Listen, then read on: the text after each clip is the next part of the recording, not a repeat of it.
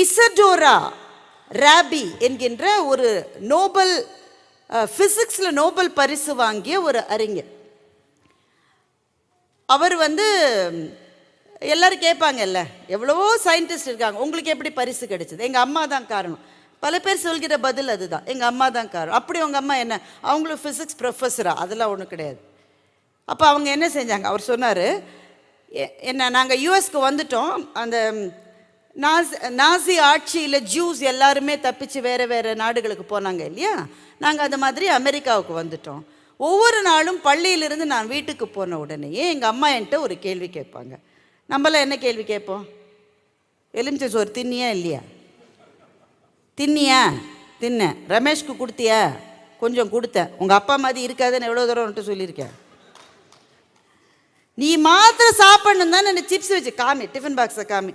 இது எல்லா மக்களும் கேட்பது. ஏன்னா தவறு இல்லை, நம்ம தானே கஷ்டப்பட்டு செஞ்சு கொடுத்துருக்கோம். ஒழுங்காக சாப்பிட்டான்னு பார்க்க வேண்டியது முதல் எண்ணமாக இருக்கும். ரெண்டாவது கேள்வி என்ன கேட்போம்? ஃபிசிக்ஸ் மார்க் வந்துதா?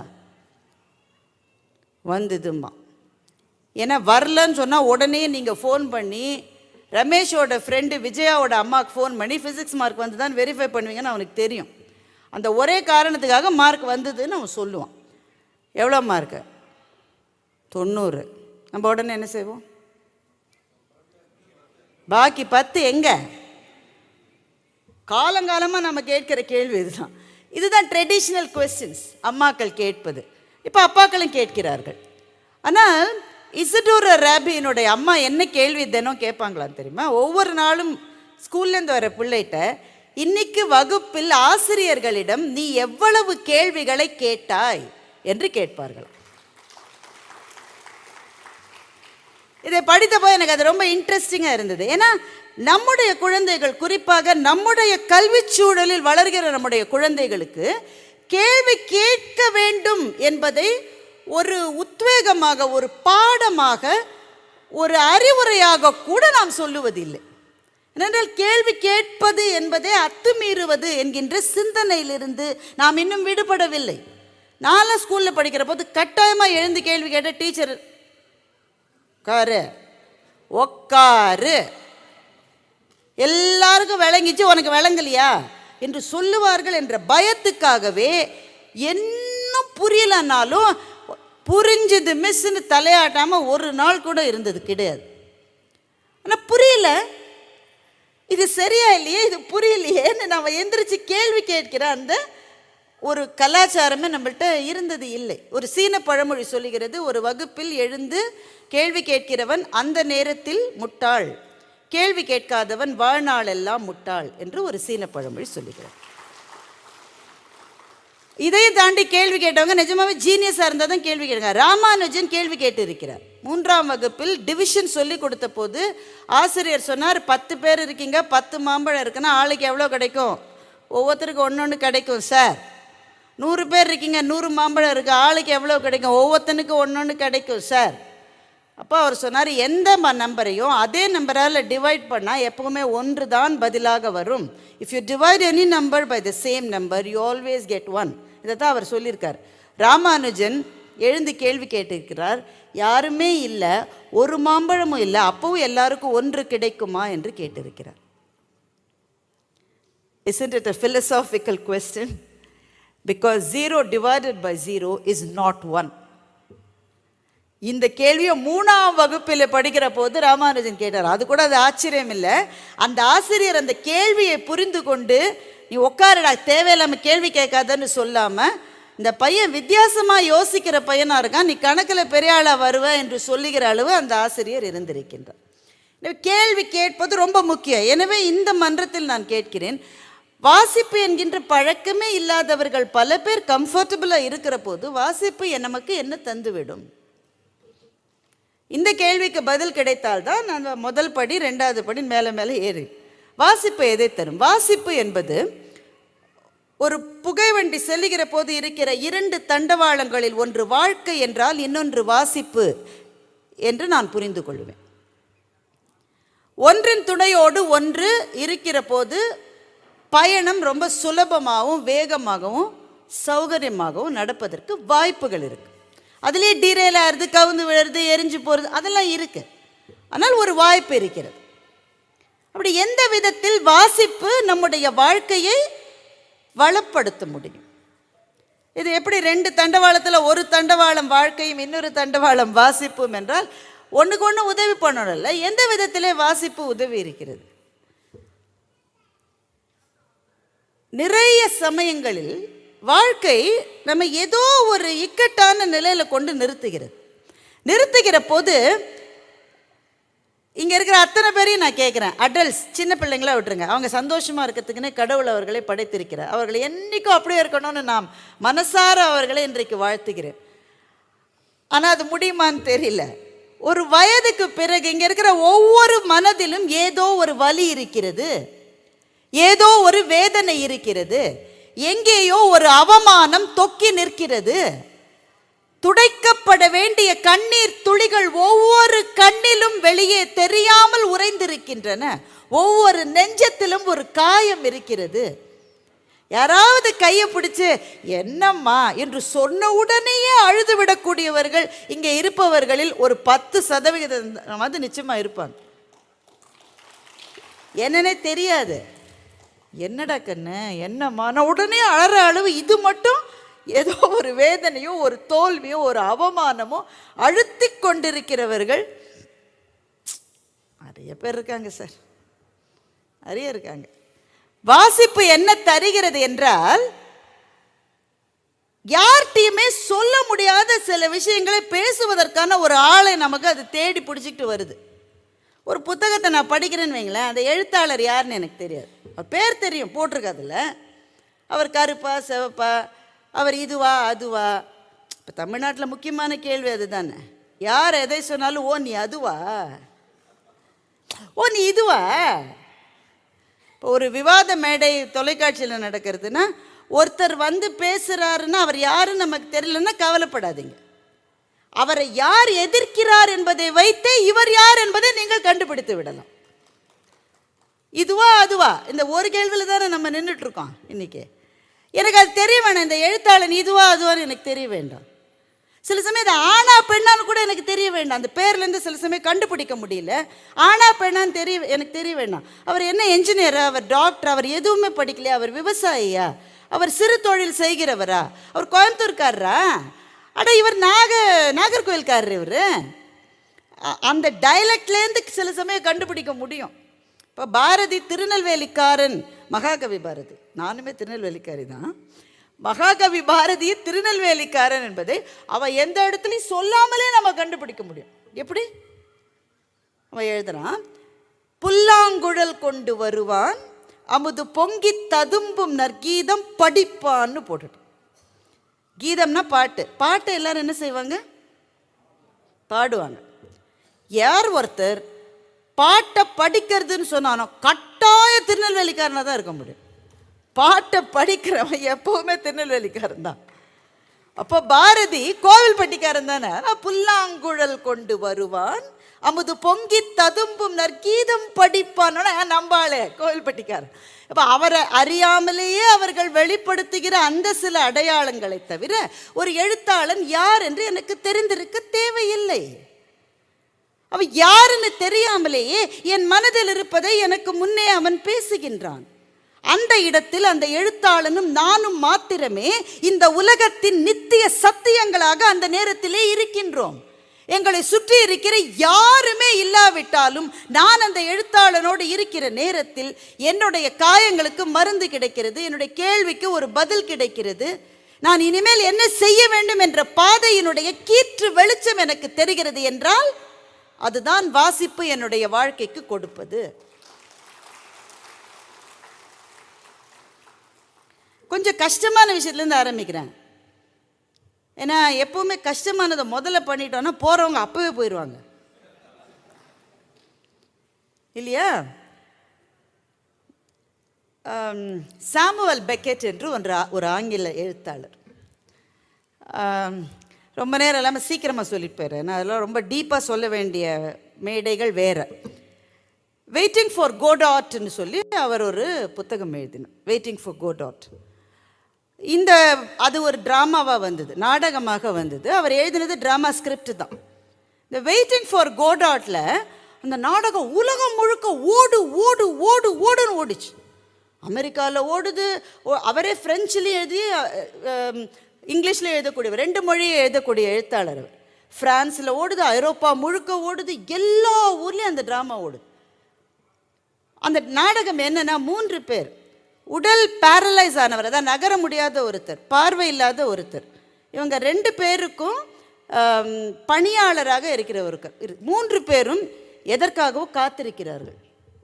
இந்த நாடகத்தினுடைய சுவாரஸ்யம் என்னன்னா, எதுக்காக காத்திருக்காங்கன்னு கடைசி மட்டும் தெரியாமலேயே நாடகம் முடிஞ்சிடும். நாம் இருந்தால் 2 கல்லாவது எரிஞ்சிருப்போம்ல. எவ்வளோ நேரம் நான் நாடகம் பார்த்துருக்கேன். 3 பேரும் எதற்காகவோ காத்திருக்கிறார்கள். ஆனால் எதற்காக காத்திருக்கிறார்கள் என்று தெரியாமலே அந்த நாடகத்தை அந்த கிரிப்போடையும் அந்த ஸ்பீடோடையும் அவர் எழுதிட்டு போன காரணத்தினால மிக உயர்வாக பேசப்பட்டவர் சாமுவேல் பெக்கெட். ஏன் அந்த நாடகம் எல்லாருக்கும் பிடிச்சது? இந்த நாடகம் யாருக்கா பிடிக்குமா? நீங்கள் சோதிச்சு பாருங்க. நீங்கள் இப்போ இங்கே போடுறாங்க இந்த நாடகத்தை, நம்ம இருப்போம். நானே முடியாமல் கிடக்கிற இவ வேற சோதிக்கிறான். வடிவேல் சொல்லுவார்ல, சோதிக்காதீங்கடா சோதிக்காதீங்க. ஏன் இந்த நாடகம் பிடிச்சதுன்னா, உண்மையில் அது நம்ம வாழ்க்கை. நம்ம எல்லாரும் எதுக்காகவும் காத்துக்கிட்டே இருக்கோம். ஒன்று நடந்துரும் சார், வந்துடும் சார், கிடச்சிரும் சார். வீட்டில் ஒரு பிள்ளைக்கு 30 வயசாச்சு, கல்யாணத்துக்கு பார்த்துட்டு இருக்கீங்க, என்ன பண்ணிட்டு இருக்கீங்க? You are actually waiting. நடந்துரும், வந்துடும், கிடச்சிரும். இந்த நம்பிக்கையை மாத்திரமே பற்றி கொண்டு ஒரு நாளிலிருந்து இன்னொரு நாள் எந்த விதத்திலும் வேறுபாடாக இல்லாத வாழ்க்கையையே வாழ்ந்து கொண்டிருப்பவர்கள் தான் இந்த உலகத்தில் நம்மையும் சேர்த்து பல பேர். ஒரு நாளைக்கு இன்னொரு நாளைக்கு என்ன வித்தியாசம்? அதே 7 மணிக்கு எழுந்தால், அதே 6 மணிக்கு எழுந்து, இல்லை அதே 4:45 எழுந்து, அதே குக்கரை வச்சு, அதே விசிலை போட்டு, அதே பாத்திரத்தில் அதே மாதிரி பால் பாக்கெட்டை கத்தரித்து உள்ளே விட்டு, அதே மாதிரி காஃபியை போட்டு, அதே மாதிரி கணவரனுடைய சட்டைக்கு அயன் பண்ணி, அதே மாதிரி கணவர் கீழே போய் ஹெல்மெட்டை மறந்துட்டேன் கொண்டு வா. ஒரு நாளைக்கு இன்னொரு நாளைக்கு என்ன வித்தியாசம்? திங்களுக்கும் செவ்வாய்க்கும் என்ன சார் வித்தியாசம்? வித்தியாசமே இல்லாத வாழ்க்கையை வாழ்ந்து கொண்டு இந்த உலகத்தில் எத்தனை பேர் இருக்கு. இவர்கள் எல்லாரும் காத்திருக்கிறார்கள். இந்த காத்திருத்தலை நினைவுபடுத்தியது இந்த நாடகம், அவ்வளவுதான். அந்த நாடகத்தினுடைய உச்சத்தில் என்ன நடக்கிறது என்று தெரியவில்லை. ஆனால் ஏதோ ஒன்று நடக்கிறதுன்ற அறிகுறிகளோடு நாடகம் முடிகிறது. அதனால நாடகம் முடிஞ்சு எழுந்து போறப்போ எல்லாருக்கும் நம்பிக்கை இருக்கு, கடைசியில் ஒன்று வந்துருப்பான். அதுதான் அந்த நாடகத்தினுடைய வெற்றிக்கு காரணம் என்று அந்த நாடகம் உலகம் முழுவதும் கொண்டாடப்பட்டது. எனக்கு இது ரொம்ப பிடிச்சமான ஒரு கான்செப்ட். ஏன்னா எல்லாரும் காத்துட்ருக்கோம், ஏதோ ஒரு உயர்வு, ஏதோ ஒரு மாற்றம். ஒரு நாளாவது கணவர் நல்லா இருக்கு சாப்பாட்டுன்னு சொல்லிடுவார்னு எத்தனை மனைவிகள் காத்திருக்கிறார்கள் ஆண்டு கணக்காக. என்னைக்காவது ஒரு நாள் என்னோட மனைவி என்னை புரிஞ்சுப்பான்ற ஒரே நம்பிக்கையில் எத்தனை ஆண்கள் காத்திருக்கிறார்கள். காத்திருக்கீங்களா இல்லையா? அதுக்கும் கை தட்டலன்னா அப்புறம் நான் என்ன செய்யறது உங்களுக்கு?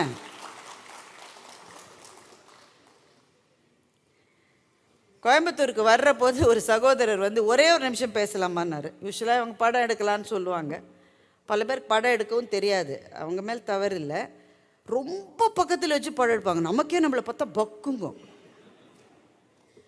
அந்த மாதிரி பக்கத்தில் வச்சு, அம்மா கொஞ்சம் தள்ளி வச்சு எடுங்கம்மா, ஓரளவு நம்ம சரியாக இருப்போம். அவர் அது மாதிரிலாம் எதுவுமே கேட்கல. ஒய்ஃபுக்கும் அம்மாவுக்கும் சுத்தமாக ஒத்து போகல மேடம். அந்த வேதனையை யார்கிட்டையுமே சொல்ல முடியல. எங்கள் அக்கா தங்கைட்டெலாம் சொன்னாக்கா என்ன தான் திட்டுறாங்க. ஒய்ஃப் வீட்டுக்காரங்கள்ட்ட போய் சொன்னால் அவங்களும் என்ன தான் திட்டுறாங்க. ஒய்ஃபை ஏற்கனவே திட்டிட்டு தான் இருக்காங்க. அம்மா கரிச்சு கொட்டுது தினம். கல்யாணம் ஆனதுலேருந்து மாறிட்டேங்குது. எல்லாரும் என்னை ப்ளேம் பண்ணுறாங்க. ஆனால் நான் எப்படி இருக்கேன்னா, இது என்னைக்கா ஒரு நாள் மாறிடுன்ற ஒரே ஒரு நம்பிக்கையோடு நான் இருக்கேன்னு அந்த சகோதரர் சொன்ன. சத்தியமாக இது நடந்தது. அவர் சொன்ன போது தான் எனக்கு சாமுவேல் பெக்கெட்டினுடைய ஞாபகம் வந்தது. எல்லாரும் எதுக்காக காத்துட்ருக்கோம். அது நடக்குமா நடக்காதான் நமக்கு தெரியாது. காத்திருத்தலினுடைய கடைசி அக்னி திராவக சொட்டு மேலே சொட்டி இறந்து போன பிறகும் கூட அந்த நம்பிக்கையினுடைய வேர்கள் உடனடியாக பட்டு போவதில்லை. அப்போவும் அது இருக்கு. அவ்வளவு நீண்ட காத்திருத்தல்கள் எல்லாம் இந்த உலகத்தில் இருந்து கொண்டே இருக்கிறது. அதை ஒரு எழுத்தாளன் சொல்லுகிற போது அந்த எழுத்தாளன் கடைசியில் ஏதோ ஒன்று நடந்துருச்சுன்னு தான் சொல்கிறான். என்ன நடந்ததுன்னு கூட தெரியல, ஆனால் ஏதோ நடந்துருச்சுன்னு சொன்ன ஒரே காரணத்துக்காகவே அந்த நாடகம், அந்த ஸ்கிரிப்ட் வெற்றி பெற்றது. அவருக்கு நோபல் பரிசு கூட கிடச்சிது. ஒரு உபரி தகவல், இதெல்லாம் கொஞ்சம் நேரம் வேஸ்ட் பண்ணுறேன்னா, பட் ஒரு உபரி தகவல் சுவாரஸ்யமானது. அவருக்கு நோபல் பரிசு, அவரும் அவர் வீட்டு அம்மாவும் வெக்கேஷனுக்கு போயிருந்தாங்களா, 2 பேர் சாப்பிட்டுட்டு இருந்தாங்களாம். அங்கே ஒருத்தன் பதறி அடித்து கட்டிக்கிட்டு ஓடி வந்து தகவலை சொல்கிறான். என்னன்னா, இவருக்கு நோபல் பரிசு கிடைச்சிருக்கு இந்த புத்தகத்துக்காக. அவங்க வீட்டுக்கார அம்மா சொல்லிச்சான், டிசாஸ்ட்ரஸ்ன்னுச்சான். அதாவது நாசமாக போச்சுன்னு நம்ம சொல்கிறத கொஞ்சம் நாகரிகமாக ஆங்கிலத்தில் சொன்ன டிசாஸ்ட்ரஸ். ஹெமிங்வேவும் அப்படிதான், அவருக்கு நோபல் பரிசு கிடைச்சிருச்சு. நோபல் பரிசு கிடைச்ச பிறகு அவருக்கு எழுதுறதுல தயக்கம் வந்துருச்சு. ரைட்டர்ஸ் பிளாக் என்று அதை சொல்லுவார். ஏன்னா சாதாரணமாக பேசிக்கிட்டு இருந்தால் மட்டும் நல்லா தான் இருப்போம். நம்ம திடீர்னு நம்ம நடந்துகிட்டு இருப்பாங்க. சில பிள்ளைகளை நல்லா நடக்கும், ஓடும், எல்லாம் பண்ணும். 4 பேர் கவனிக்கிறான்னு ஒரு தயக்கம் வந்துடும். நோபல் பரிசு கிடைச்ச உடனே ஹெமிங்வேக்கு எழுதுவதில் கஷ்டம் வந்துருச்சு.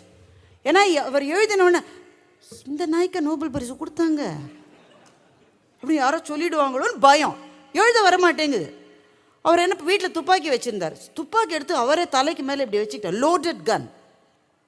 அதை எடுத்து இப்படி வச்சுக்கிட்டாரா. ஏன்னா அந்த அச்சத்துலையாவது அவருக்கு எழுத வருதான்னு சொல்லி வீட்டுக்காரம்மா பார்த்துருச்சு. வீட்டில் வேலை செய்கிறவரு பார்த்துட்டாங்க. எல்லோரும் கொண்டு போய் ஹாஸ்பிட்டலுக்கு கொண்டு போய் ட்ரீட்மெண்ட் எல்லாம் பண்ணி அவருக்கு வீட்டுக்கு வந்து 1 வாரம் கழித்து அதே துப்பாக்கியால் தலையில் சுட்டு செத்து போயிட்டார்.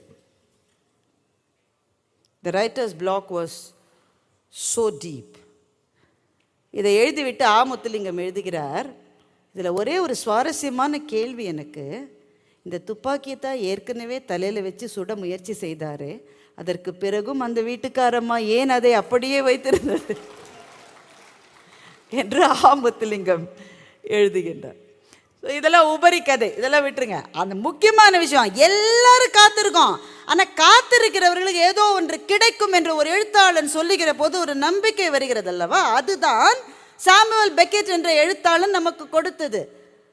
அது அந்த நம்பிக்கையை ஒரு குழுவுக்கு கொடுக்க முடியாது. மொத்தமாக உட்காந்து வச்சு எல்லாருக்கும் சேர்த்து மாஸ் ஹிப்னடைஸ் பண்ணி அதை சொல்ல முடியாது. ஒரு எழுத்தாளனுக்கும் படிக்கிறவனுக்குமான ரிலேஷன்ஷிப் பிரத்யேகமானது. இந்த எழுத்தாளரை ஏன் பிடிக்கிறது என்றால் சொல்லக்கூட தெரியாது, என்னவோ பிடிச்சிருக்கு. ஏனென்றால் அது அந்த எழுத்தாளனுக்கும் அந்த வாசகனுக்கும் மாத்திரம்தான் அது புரியும். சரி, இன்னும் கொஞ்சம் நம்ம பக்கத்தில் வர, எனக்கு அந்த மாதிரியான முதல் ஒரு பெரிய நம்பிக்கையை, ஹோப், அதை கொடுத்தது வந்து எழுத்தாளர் சுஜாதாவினுடைய ஒரு கதை தான். அந்த சுஜாதாவினுடைய கதையில் தேவகி என்று ஒரு பெண், அவர் இதை எழுதி என்ன 30 வருஷமாவது இருக்குன்னு நினைக்கிறேன். தேவகி லேடிஸ் ஹாஸ்டலில் தன்னுடைய அறையை உள்ளே கதவை தாழ்பால் போட்டுக்கொண்டு தன்னுடைய சாரி, ஏன்னா அப்போ எல்லாருமே சாரி தான் கட்டினாங்க 30 வருஷத்துக்கு முன்னாடி, தன்னுடைய சாரியை மண்ணெண்ணெயில் நனைத்து பக்கத்தில் ஒரு மேட்ச் பாக்ஸை வச்சு தற்கொலைக்கு முயற்சி செய்து கொண்டிருந்தாள். இப்படி தான் கதை ஆரம்பிக்கிறது. சுஜாதாவுடைய ஸ்பெஷாலிட்டி அதுதான். ஆரம்பிக்கிற போதே நம்மளை கன்னத்தில் அடித்து எழுந்து உட்கார வைக்கும் கதை. அப்போ ஒருத்தர் அந்த ரூம் வாசலில் நின்னார். அவரை பார்க்க கொஞ்சம் வித்தியாசமாக இருக்கார், கொஞ்சம் தாத்தா மாதிரி இருக்கார், ஆனால் பழைய கால தாத்தா மாதிரி இருக்கார். அவர் அந்த கதவை வந்து இழுத்து பார்த்தாரு, தள்ளி பார்த்தாரு, சுத்தமுத்தும் பார்த்தாரு. திடீர்னு ஒரு காரியம் செஞ்சார். அப்படியே புகை போல் ஊடுருவி ரூம்குள்ளே போயிட்டார். புகை போல் ஊடுருவி அறைக்குள்ளே போயிட்டார். இவன் தற்கொலை செஞ்சுட்டு இருக்கா. என்னம்மா செய்கிற, நிறுத்துமா. உடனே நான் கதவை தாப்பா போட்டு நீங்கள் எப்படி உள்ளே வந்தீங்க, அதான் முதல் கேள்வி கேட்குறா. அது இருக்கட்டும், நீ என்ன செஞ்சிட்ருக்க, பார்த்தா தெரியலையா நான் சாக போகிறேன். ஏன் சாக போகிறேன், அதை விடுங்க, நீங்கள் எப்படி உள்ளே வந்தீங்க, நீங்கள் யார்? நான் சொன்னால் நீ நம்ப மாட்ட, இருந்தாலும் சொல்கிறேன். நான் ஆக்சுவலாக இந்திரலோகத்தில் இருக்கிற ஒரு தேவன். நான் எங்களுக்கெல்லாம் வருஷத்துக்கு ஒரு நாள் லீவு. நீங்கள் போய் பூலோகத்தில் ஏதாவது ஒரு நல்ல செயல் செஞ்சுட்டு வரலான்னு எங்களுக்கெல்லாம் லீவ் கொடுத்துருவாங்க. இன்றைக்கி எனக்கு லீவ் கொடுத்தாங்களா, நான் வந்தேன், பார்த்தா நீ இது செஞ்சுக்கிட்டு இருக்க. சார் உங்களை நம்பலாமான்னு தெரியலையே, மெட்ராஸில் சாமியார்கள் ரொம்ப ஜாஸ்தி ஆகிட்டாங்களே இப்போ அப்படின்னு அவள் சொல்கிறா. இருந்தாலும் உங்களை பார்த்தா எங்கள் தாத்தா மாதிரி இருக்குது. சரி நீ எதுக்காக தற்கொலை செய்கிற, அது என்னை எல்லோரும் ஏமாத்துறாங்க சார். யார் ஏமாத்துறாங்க, மூர்த்தி கடங்காரன் இருக்கானே அவன் தான் என்னை ஏமாத்தினான். இங்கே யாராவது மூர்த்தி இருந்தால் மன்னிச்சுக்கோங்க, சுஜாதா எழுதின பேர் அது. மூர்த்திக்கு அடங்காரம் தான் என்னை ஏமாத்தினேன். என்ன பண்ண? நான் பாட்டுக்கு இருந்தேன் சார், நான் பாட்டுக்கு இருந்தேன். பஸ் ஸ்டாப்பில் இருந்து சந்தோஷமாக பட்டாம்பூச்சி மாதிரி வேலை செஞ்சுக்கிட்டு சிறுகடிச்சு பறந்துட்டு இருந்தேன். பஸ் ஸ்டாப்பில் தான் அவனை பார்த்தேன். வாட்சை கழட்டி பேக்கெட்டில் போட்டுக்கிட்டு டைம் என்னன்னு கேட்டான் சார்.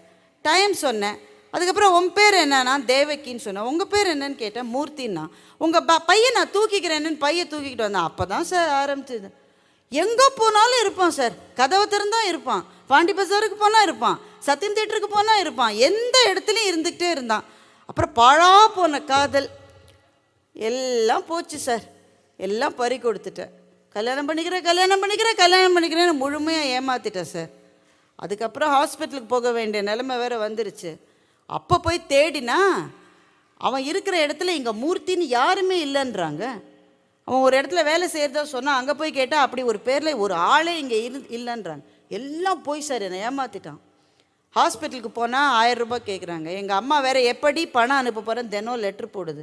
இப்படி ஒரு வாழ்க்கை தேவையான்னு என்கிட்ட கடைசியாக இருந்த ரூபாயில் மண்ணெண்ணெய் வாங்கி ரூமில் சாகிறதா முடிவு பண்ணிட்டேன். அவர் சொன்னார், இதை பாருமா, இதுக்கெல்லாம் சாகாத, எனக்கு சில பவர்ஸ் இருக்குது, உனக்கு ஒரு வரம் தரேன், நீ ஏதாவது ஒரு வரம் கேளு.